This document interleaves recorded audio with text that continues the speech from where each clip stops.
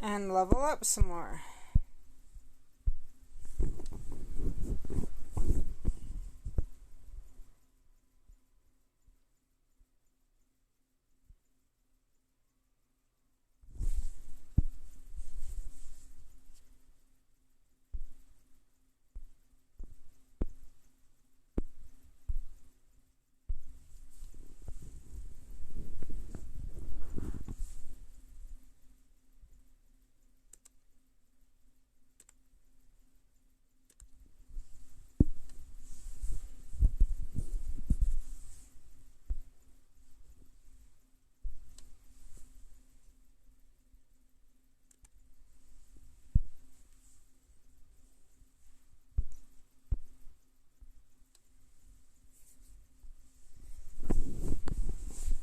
I think yesterday I forgot that puppy was out here. So I need to remember that day today.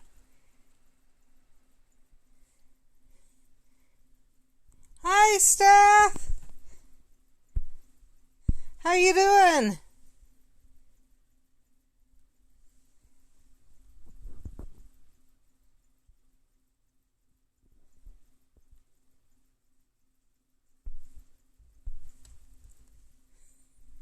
No, it's claiming I've only been online for a minute. I've been on for a while.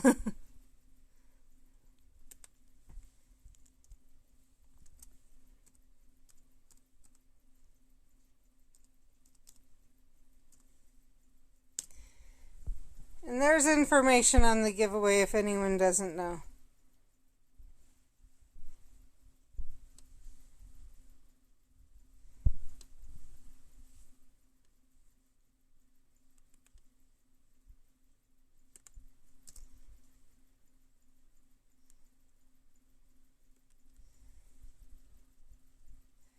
Interesting.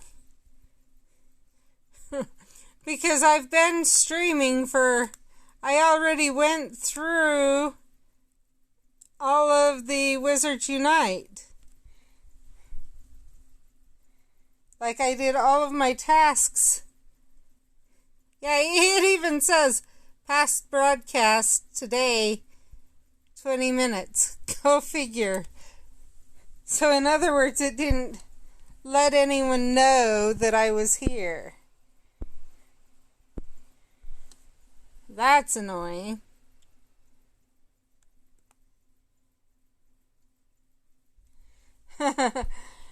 Ah.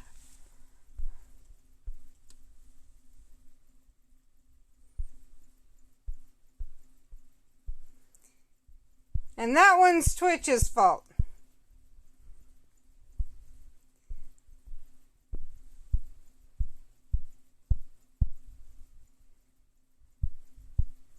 Yeah.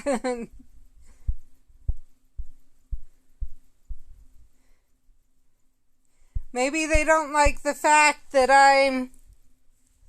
That's not cool.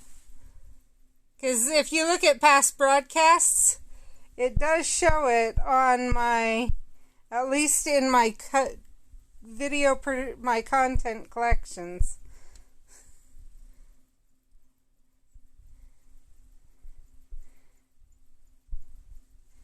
And so that's annoying, but I wonder if it's like, hey, wait a minute, you've got 38 followers. That means you need 12 more followers, and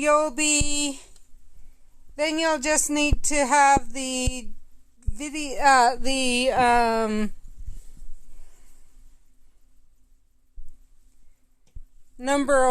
the correct number of people watching per stream, the average viewers in 30 minutes, and you'll be an affiliate. And I've heard of other people when they're on the edge of affiliate, they have a little bit of issues. And I don't know if it's Twitch trying to figure things out, or I'm not going to blame it completely on Twitch. I will say I did a rant just a little bit ago on programming and how things work, and how sometimes it's programmers, sometimes it's the administrators that cause programming to have to be done a certain way because they don't understand how programming works. So could be either way. I'm not gonna say exactly where the issue is coming from, but it is interesting that I've heard from many people, from a number of people, that as they get near to affiliate, it acts up. And then it pulled this. So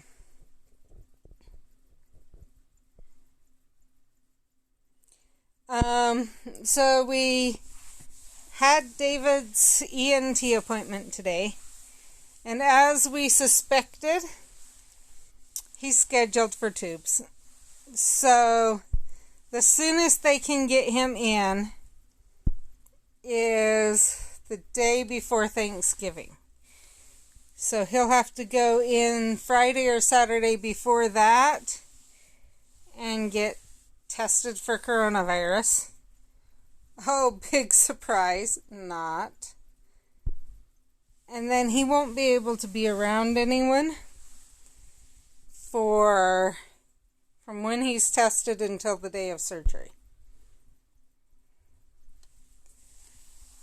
He'll have to kind of quarantine in his room with basically to make sure he doesn't come down with coronavirus before the day of surgery.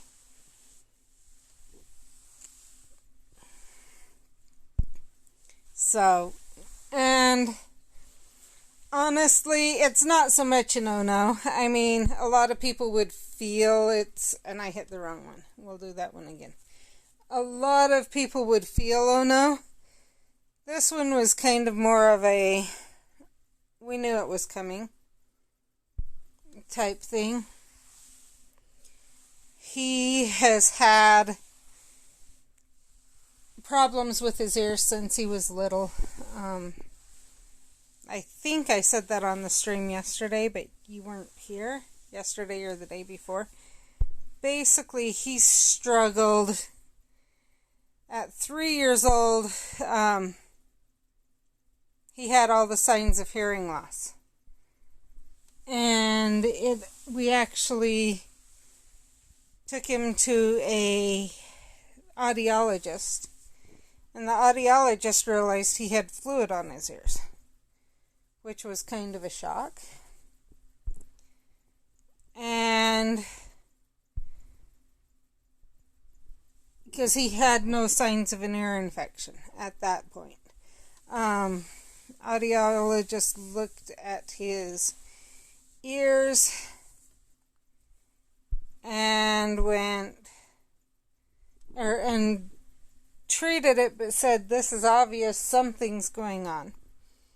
And the preparation was for tubes, or not for tubes, for hearing aids, because it was honestly thought he was going to need hearing aids.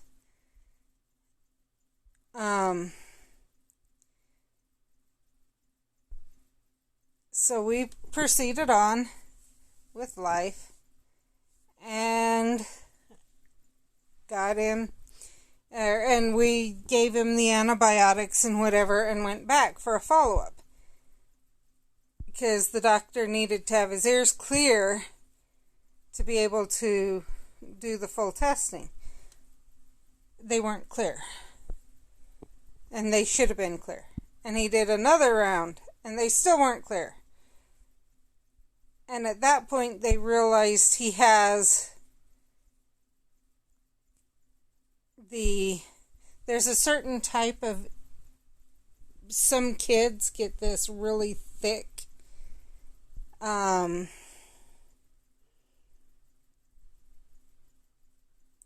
that's kind of the way it's explained. Basically, some kids even after you test, even after you treat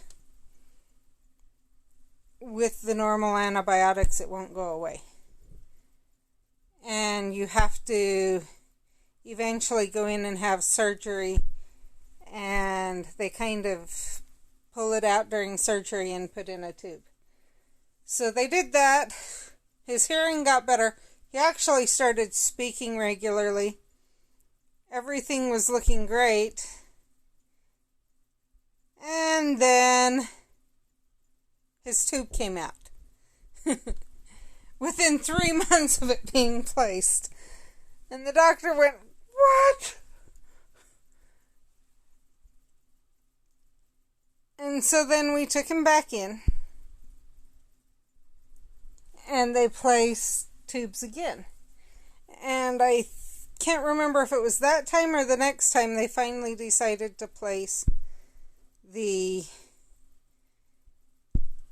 I can't remember if it was right then they decided this was weird, we're going to put in one of the ones that lasts the longest, or if it took one more time. I can't exactly remember. I just remember that it was strange. And so eventually he got the really good tickets, or not tickets, the really good tubes, and we went from there. Couple years later, they fell out, which was normal because usually they last about a year. We got him but he quickly started getting ear infections again. Got him another set. He was good for another 2 to 4 years. Went in, got him another set. And that was when he was 8 to 9. And they've lasted till now, if I remember right. I think that was the last time he went in and got tubes placed. One of them came out in March.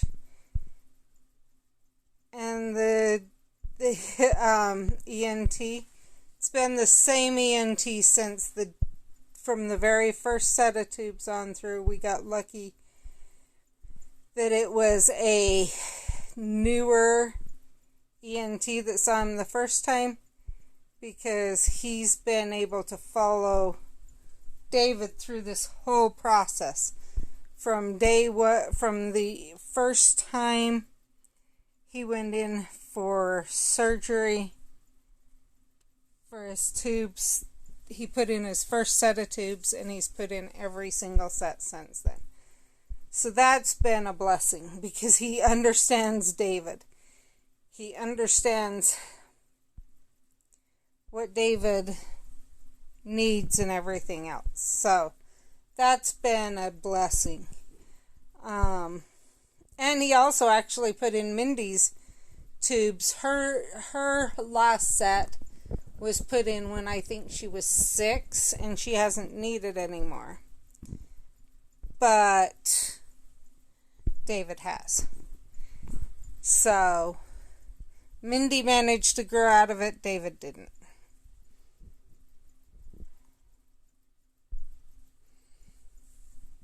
So we when they came out in March, we were told if he got another ear infection, he'd need them put back in. And forgot that one. So we were prepared for that, especially because he did get another ear infection in between now and then, just with everything with coronavirus. He didn't go in to get it looked at. They just tested Danny because Danny was having some issues. We were pretty sure it wasn't, because the issues had lasted longer than coronavirus would. But because of the way this world is, they had to test. So they tested and had to do it. Yeah, usually people grow out of it. There is a small percentage of people who do not grow out of it. And David's in that percentage. So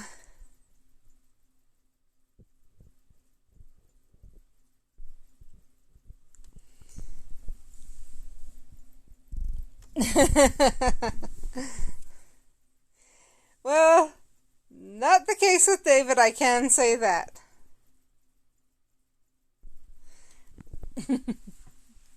You guys have heard David.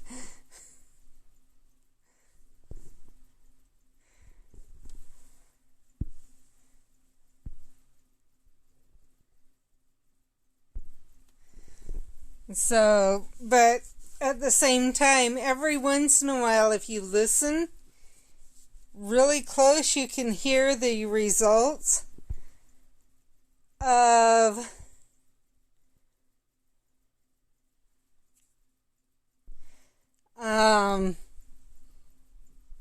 sometimes once in a while in the way he talks, you can hear a hint of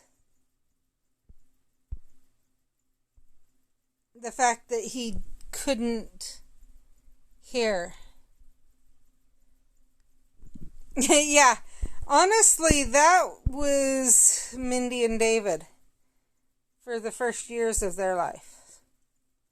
And is basically they got these ear infections that wouldn't go away. And they were constantly, huh? What? Or in David's case, his was both ears. So Mindy was only one ear. So she was able to deal with it more. But